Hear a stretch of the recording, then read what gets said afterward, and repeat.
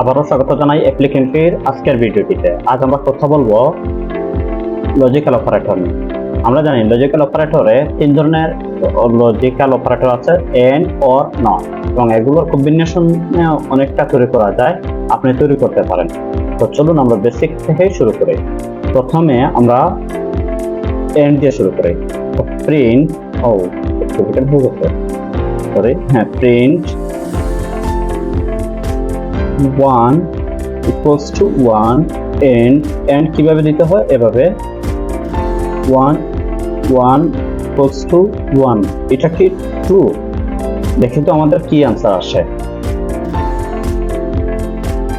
এই যে চলে এসেছে ট্রু।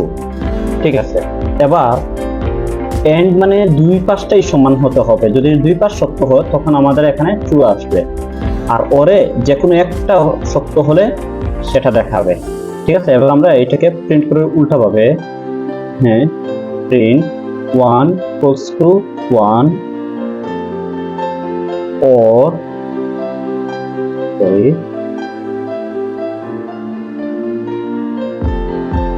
এটাকে আমরা রান করে দেখি। আমাদের দেখেন তো 1 equals to 1 এবং or 2 equals to 1, এটা কি ট্রু?